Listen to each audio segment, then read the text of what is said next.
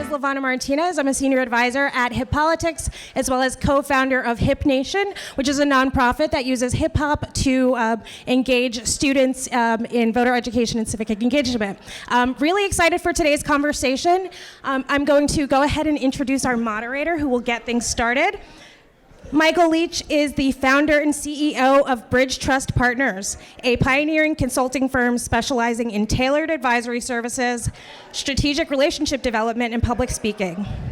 With a decade of NFL experience, having served as assistant to head coach for the Chicago Bears, managing labor operations at NFL headquarters, his journey took a bold turn into the world of politics, where he shaped historic initiatives as the chief people officer and head of DEI for a successful presidential campaign in 2020. He later made history as the first ever chief diversity and inclusion officer for the White House. Now entering the media and entertainment industry as a creator and the literary world as an author, Michael aims to impact, empower, and inspire people through speaking, content creation, and storytelling. Michael, come on up. Thank you. Thank you. How's everyone doing? I'm gonna ask one more time. How's everyone doing? There we go, a little bit of energy. If you need some, there's some caffeine on the other side of this door here, if I remember correctly. But no, good morning, everyone.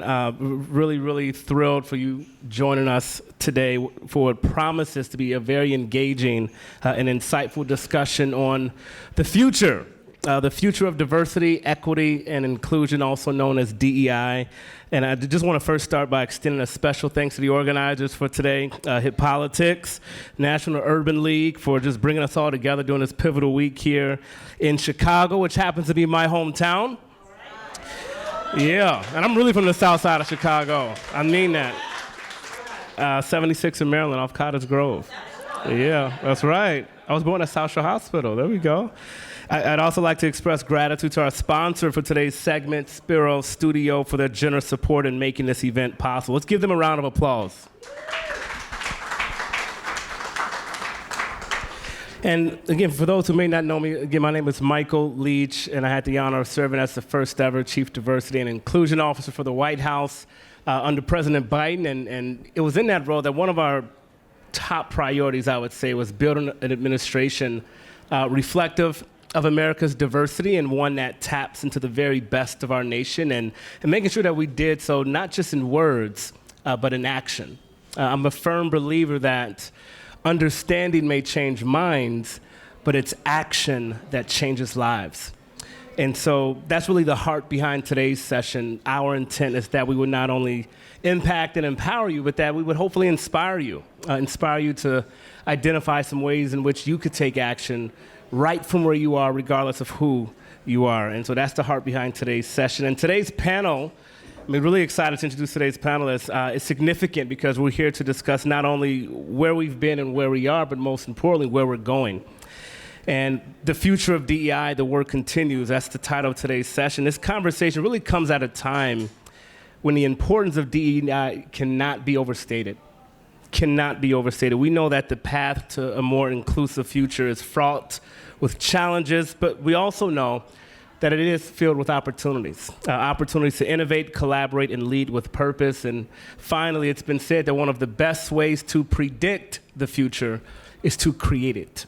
And that's what we're doing here today, sharing strategies, best practices, and actionable tools that will help shape the future of DEI for our organizations and communities. And without further ado, it is my pleasure to introduce our esteemed panelists, who just brings a wealth of knowledge and experience to this discussion. I'm just going to share their names and their roles. I'm going to give them a moment to give you a little bit more color and background to who they are and where they're coming from. But first, I want to welcome up Congressman André Carson. Come on up, Indiana's 7th Congressional District, the U.S. House of Representatives. Thank you for being here, sir. I also want to welcome and bring on up Blair Imani, serves as creator for Smarter in Seconds. Blair, come on up. Thank you so much for being here with us. And last but certainly not least, I want to call up Kimberly Conway, who serves as a senior policy counsel for the American Civil Liberties Union, also known as ACLU. Welcome. Absolutely. And so, just to begin, we'll start with you, Kim, and work our way down. Just, if we could just share with folks, obviously, you can restate your name, your role, and why you're happy to be here. Because you're all happy to be here, right? So we'll start with you and work our way down before we jump into questions. Again, I'm Kimberly Conway. Get that right. Okay. I'm Kimberly Conway. I'm a senior policy counsel for racial justice issues with the ACLU. And I'm excited to be here, for one, because I'm excited about our nominee. And also, I'm excited to talk about DEI, the prolific attacks against DEI that are extremely expansive, and what we can do to sort of move forward in an offensive way instead of just being on the defense. But thank you for having me. Thank you. Thank you. Blair? Hello, everyone. It's still morning. Good morning, y'all. My name is Blair Imani. I am a content creator and producer of the web series Smarter in Seconds. I'm excited because I'm one of the 200 content creators that have been invited to the DNC for the first time ever. Thank you. Go ahead. It's real nice to be recognized for a lot of we get a lot of flack about who people are getting their news from, but it's a real blessing to be able to reach people right in the palm of their hands and to do so in a format that is accessible to them. So I'm excited about those opportunities. I'm also very excited about our nominee. And it's just a historic time. Chicago is a historic city. These are historic times. And to do this, in concert in this context with all of us together, it is also a blessing. So I'm excited about all that. Amazing. Thank you. Thank you. We can give a round of applause for that. Congressman André Carson from Indiana 7th Congressional District. I sit on the Transportation Committee, the Intelligence Committee, and I'm a founder of the Hip Hop Caucus. And we're going into our 16th year of hosting our Hip Hop and Politics series, where Cameron Tribble is the host. And we also have the former mayor of Gary, Indiana, and also an executive with the National Urban League, Karen Freeman Wilson, a legend. Give it up.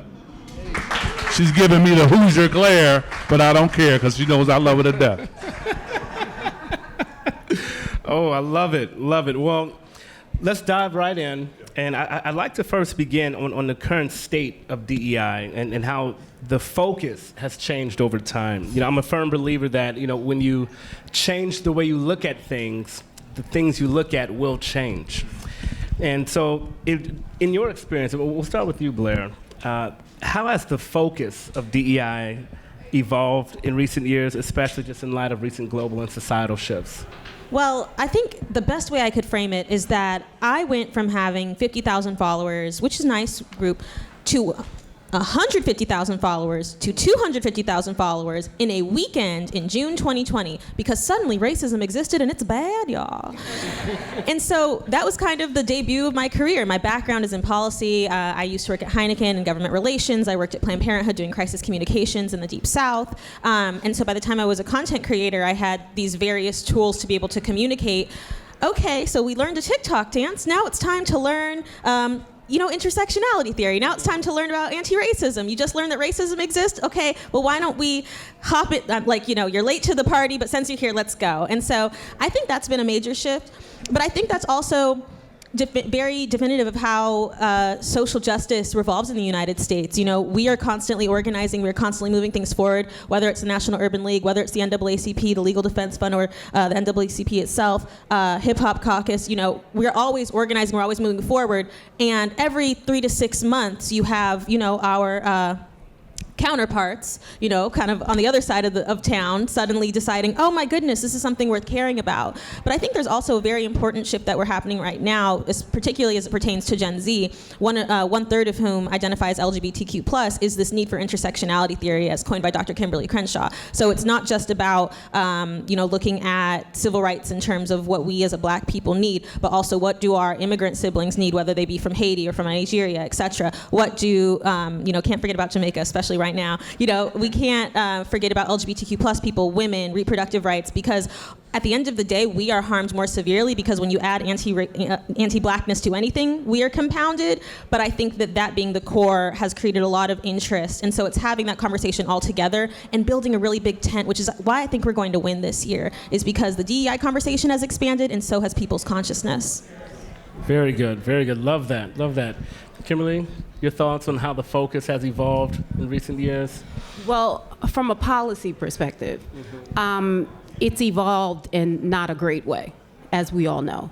I mean, after the murder of George Floyd, we had an almost reckoning, racial reckoning, when everyone was protesting together and it was "We Are the World" and everything was great, and DEI became, this massive effort endeavor to increase diversity, equity, and inclusion for people of color generally, and in a very significant way. And now, a few years later, it's under attack in a very significant way. And it's for a few reasons. The first of which is there's a backlash against that reckoning. We thought that we had a lot of allies with respect to the movement, but apparently we don't. Secondly, and more importantly, I think there's a larger agenda which was touched on during the last session about the threat to democracy. If you decrease the opportunities for students to learn in an inclusive way, if you decrease employment opportunities, if you increase public contracting opportunities, which lead to economic opportunities, then you have a less educated, less prosperous electorate and a less powerful electorate. And the whole agenda here is to increase power of individuals who are white, male, and wealthy. And that's it. And at this point, and only since last year, we're facing 90 federal and state bills that have been introduced to attack DEI programs generally with respect to education, employment, and public contracting. With respect to inclusive curriculum and book bans, which we say they're book bans, but they're not just an effort to ban books. It's an effort to ban books, plays, magazines, the whole gamut. There have been 305 of these bills that have been introduced only since last year. 14 of these bills have been passed in 12 states, and it's still going. So the situation is dire with respect to the attacks, but I'm hopeful because, we get further down the line in this conversation, there are a lot of things that we can do policy-wise, legislatively, please, where we can push back in a more offensive way. Very good, very good. Congressman, through your lens, from a congressional perspective, how have you seen sort of the focus shift with your colleagues around DEI? Well, on the other side, it has shifted notably. In fact, on the Transportation Committee, interestingly, given the contentious relationship that our community has had with law enforcement, particularly intelligence agencies coming from J. Edgar Hoover's failed COINTELPRO, I am now hearing conversations, even in the IC space, and I've met with black folks in that space who are deeply concerned because now Republicans are becoming bold in their efforts in committee. In fact, a couple of Republicans, a man and a woman, said, "I don't want to hear DEI again." And I had to get buck with a Latino member in the committee, but that kind of boldness, and it was on record, this was in a secure area, SCIF, that kind of boldness reflects that Donald Trump has not only dog whistled to his constituency, he's put members of Congress on notice that if you go against Project 2025, if you go against this agenda, we will be unbridled in placing people to replace you. Now, what does that look like?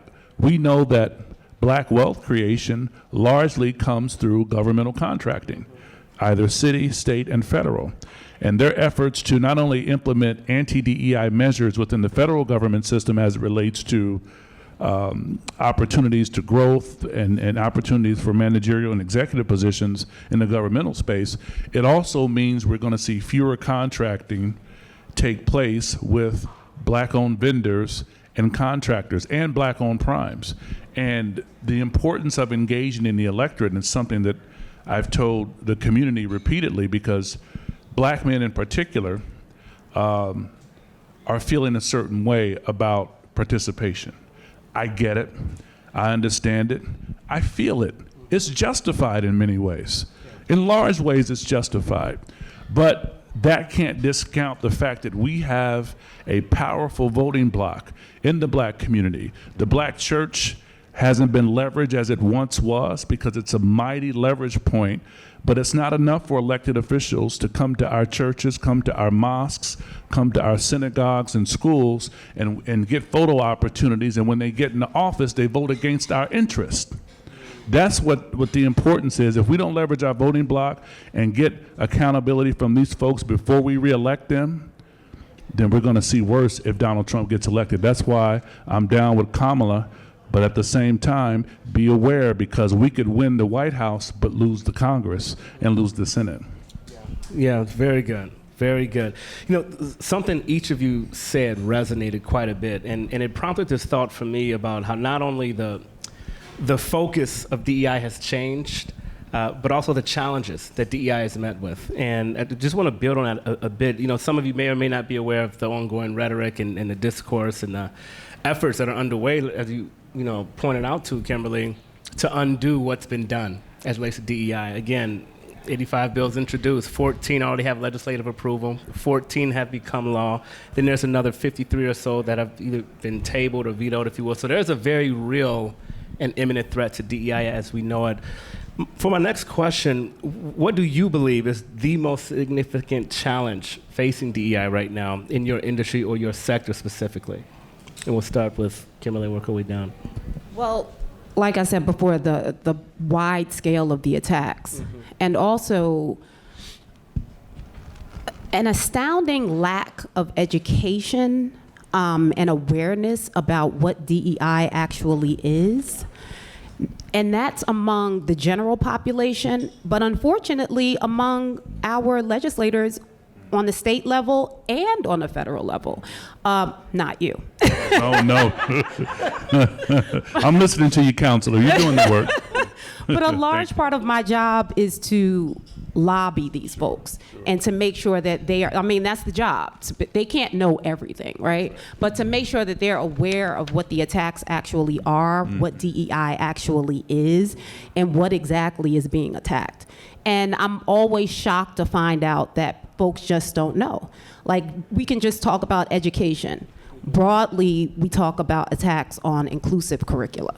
But what that means is not just attacks on what they call CRT, which is a red herring, because it was never really a thing. Like, I learned about CRT in law school, but it's not really taught outside that sector. So what we're talking about is a wide-scale attack on the education of the lived experiences and contributions even of Black folks historically and presently in the K through 12 sector, in the post-secondary institutions, and in professional schools and law schools and even medical schools, which is outrageous. There's a big push about that. There's a bill actually pending in Congress right now to eliminate basic education about healthcare disparities and outcomes, which is outrageous.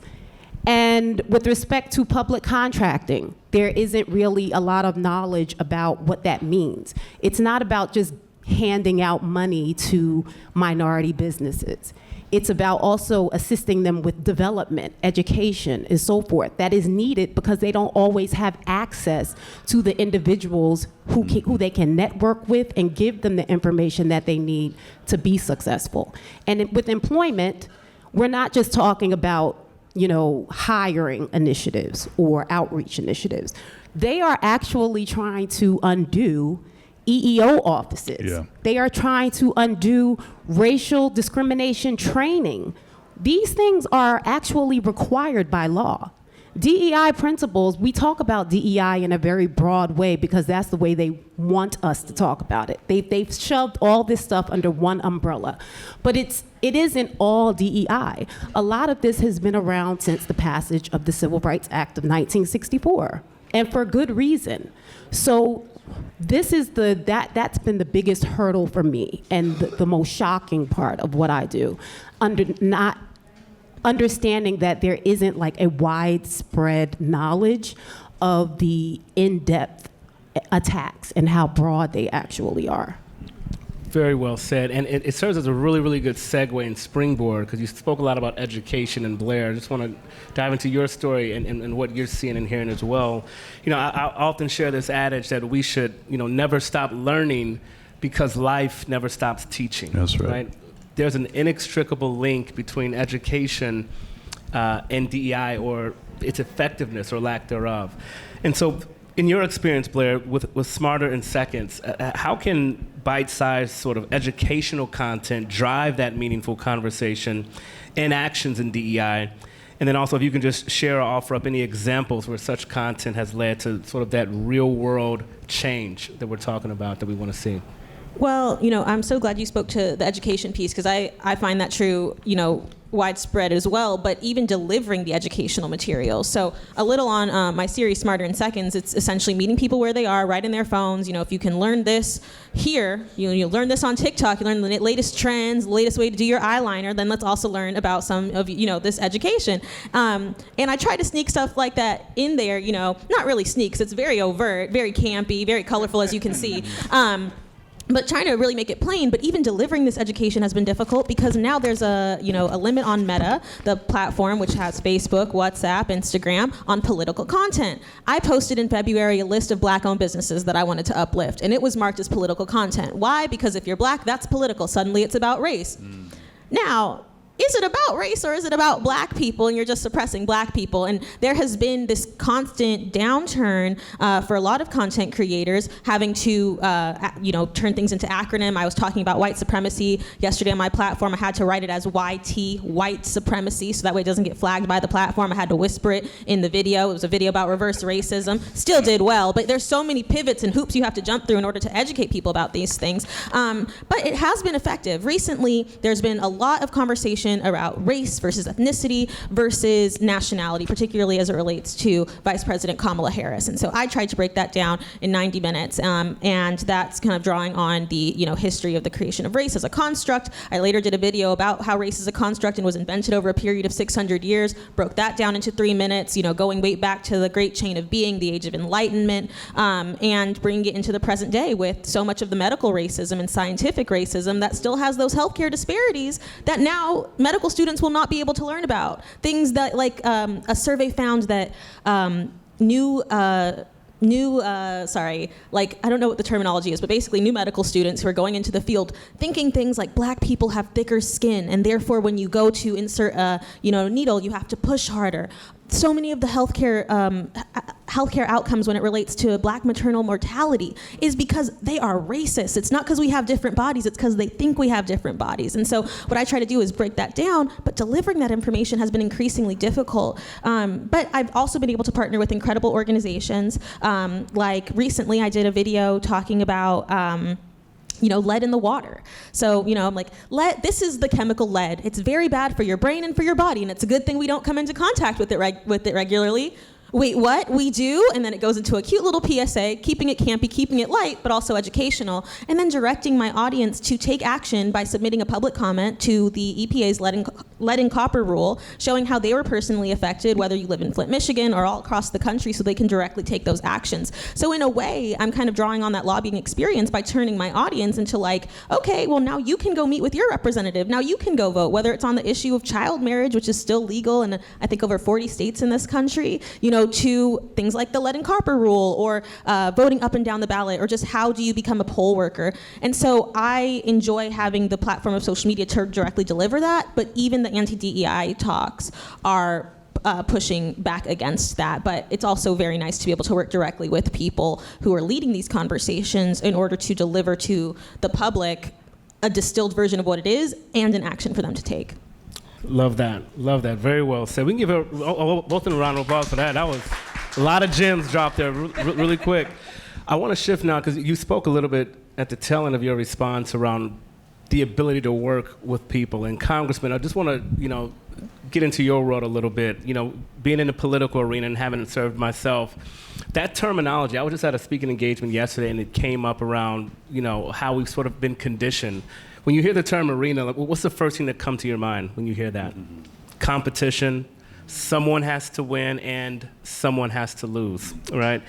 And I think, where we've gotten into trouble is, and competition has its place. We want to debate the issues. If you think you can deliver, outcomes for your constituents better than the other candidate. But once they get in and they're elected, they forget to turn off that competition switch and turn on the collaboration switch. And if we're not careful, one of the most common ways people sabotage their future success is when they unconsciously start competing with the same people they were meant to collaborate with. That's so good. Right? Collaboration is a powerful vehicle for driving progress forward. And so, Congressman, from a congressional standpoint, again, in your experience, what role has, I'd say, collaboration played in using federal policy to drive DEI across various sectors, particularly in communities of color? And then what efforts have you been a part of that you would like to highlight that you think folks should know about? Well, that's a great question. I have found that the best collaboration comes from when you have the caucuses working together, whether it's the Congressional Black Caucus, API, the Hispanic Caucus, and when you have these different blocks with different interests, but similar goals and the same objectives, you're allowed to get things done. The challenge with any legislative body, I ran for school board and I lost, but I was on the city council too, is that you have these personalities, you have these egos, you have different interests, you have regional interests. What may fly in New York may not play well in a state like Indiana, even if it's a so-called left-leaning district. And I think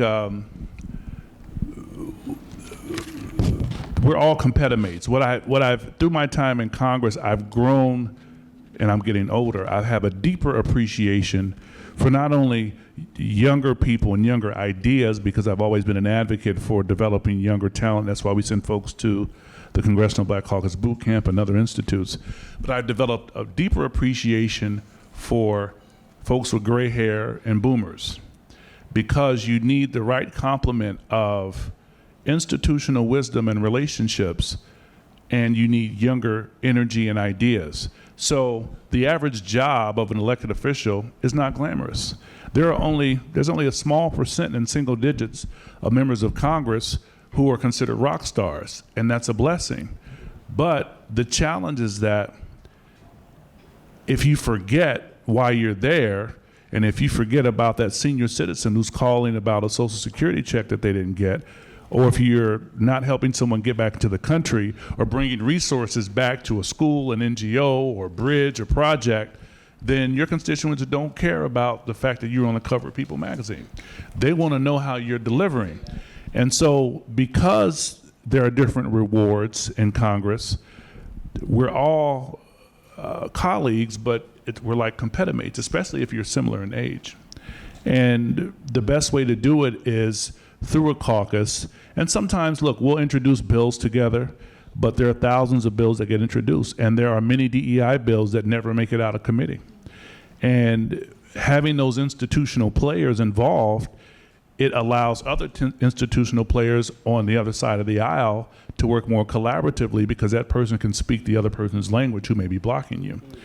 And executives struggle in Congress. Whether you're a former mayor, a former county exec, or a CEO, they struggle because they're used to the buck stopping with them. And that's understandable. But if you're in an environment where you have 435 egos, 435 personalities, 435 regional concerns, you're forced to work collaboratively. So thank God for staff, because oftentimes staffers know one another, they communicate, they have relationships, they're the power centers behind the representatives. That's why we work with Brother Cameron Tribble so well, because he has those relationships with staffers and he's able to get on the phone while we do the other work. But it's a collaborative effort, and it's a challenge, brother.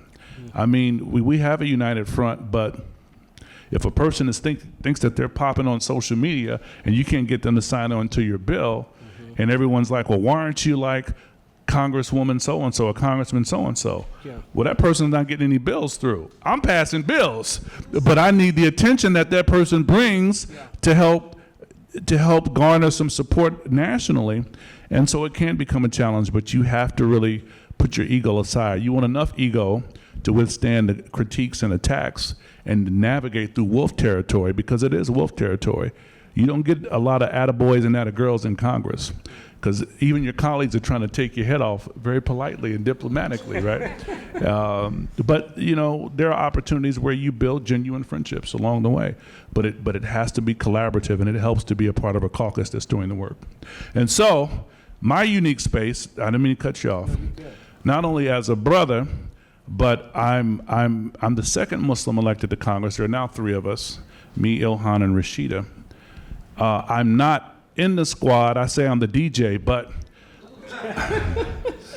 so you have the squad, you have the Progressive Caucus, of which I'm a member, you have the New Dems, of which I'm also a member, but you have another issue when it comes to black folks and the growing issue around Gaza, Congo, Sudan, and other international issues. So balancing that, bringing light to that, while your constituents are still saying, that's cute, that's good, but we need this bridge over here, what are you doing? I think that your constituents will let you talk about Gaza, they'll let you talk about the Sudan, they'll let you talk about Australia, they will let you talk about moon rocks if they think you're delivering. But if that's all you're talking about, and you ain't bringing money back to the district, that part. That part. We can give him a round of applause, too. That was amazing. Amazing.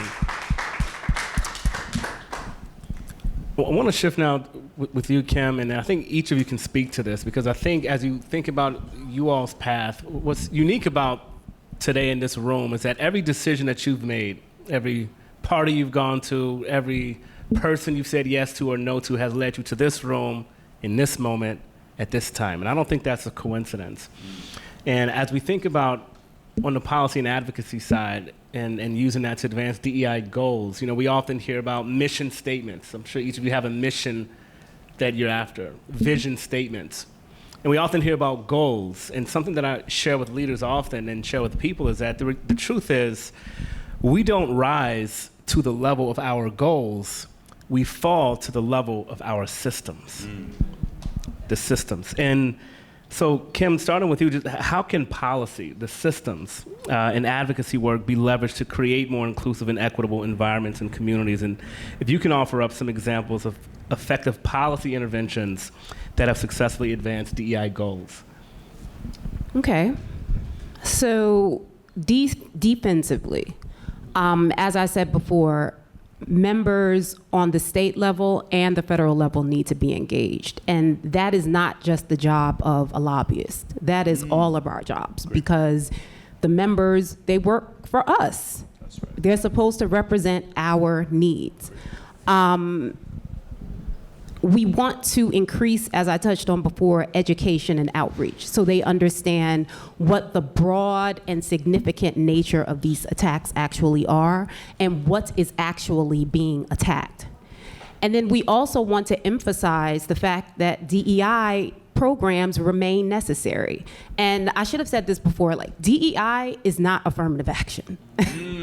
They're very different things. We aren't talking about affirmative action. We have this horrible SCOTUS decision, and we're working with that. But all the Supreme Court did was, well, not all they did, because it's huge, but they knocked down the use of affirmative action programs in higher education entities. That's it. That has nothing to do with diversity, equity, and inclusion programs with respect to public contracting, or with respect to education, or with respect to employment. And we need to consistently make that known and spread the word about that. The second is DEI programs continue to remain necessary because we have not fulfilled the mandate of the need for DEI programs. So DEI programs, as I said before, they are a derivative of the Civil Rights Act of 1964. And we have not fulfilled those mandates. And the reason we haven't is because the largest beneficiaries of DEI programs and affirmative action programs have not been people of color. I mean, does anyone know who they are? There you go. Come on now. Uh-oh. White women. And, you know, it's okay that they're beneficiaries of those programs because the Civil Rights Act of 1964 prohibited discrimination against women of all races, right? Also folks based on their national origin, their ethnicities, and their race. But the fact of the matter is from education to employment, whether we're talking about public sector or private sector, all the way up to C-suites, it is white women who have been the largest beneficiaries. So they remain necessary because for us in particular, people of color, we haven't been the largest beneficiaries of those programs. And a lot of people don't know that.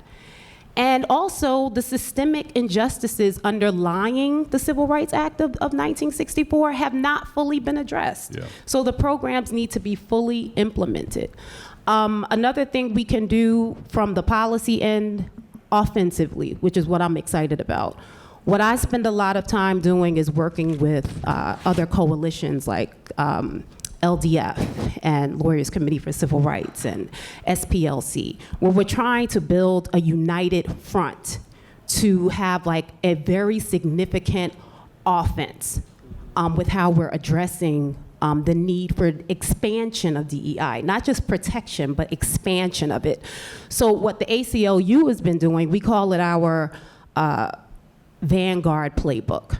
And there are a couple of proposals that we have. And that is that there are state officials who can act in a very significant way to protect DEI programs and expand them on the state level. And one of those is attorney generals. Attorney generals can act independently or as a coalition to introduce guidance for other state and other state officials and local officials to rely upon. And they've already done this. With respect to the attacks against DEI, there have been, I think, 13 attorney generals that have attacked employment DEI programs, but in the private sector.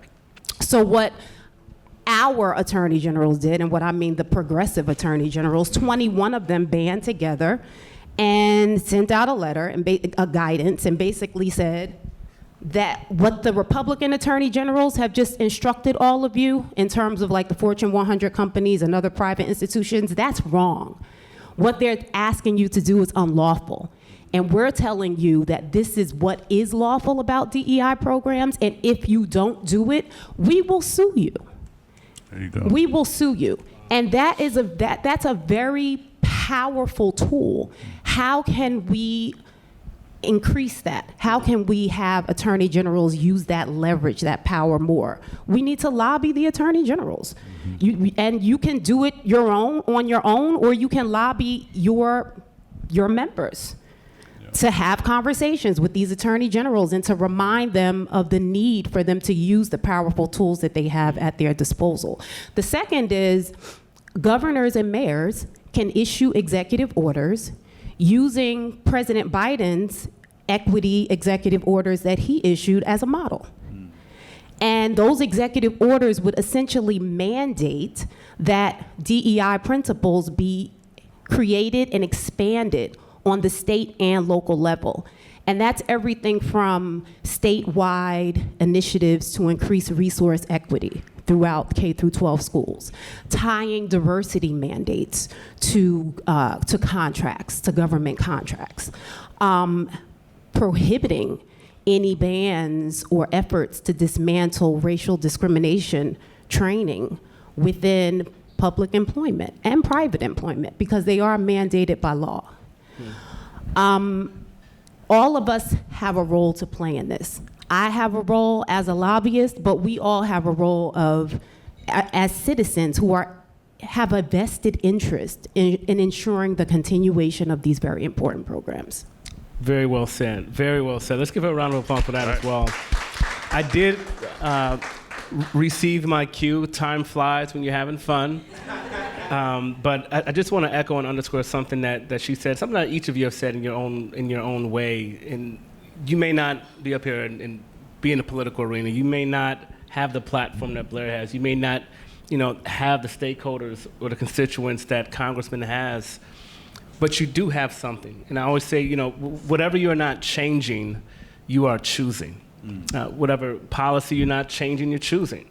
Whatever process you're not changing, you're choosing. Whatever mindset or habit you're not changing, you're choosing. And I would just leave you all with this thought as you go back to your realms of influence in your communities, at your jobs, and your families. There's a fundamental principle that exists that I think is a through line in everything that they said. And it's this notion that distance creates distortion. The more distant you are from a person, from a policy, from a community, the more distorted your view will be of that thing. And so we would encourage you to close the gap between knowing and doing, close that distance. And you took that step today by joining us this afternoon. So thank you again for joining us. Let's give them a round of applause. Good job, brother. Good job, panelists. Thank you all. Thank you. Hip politics, baby.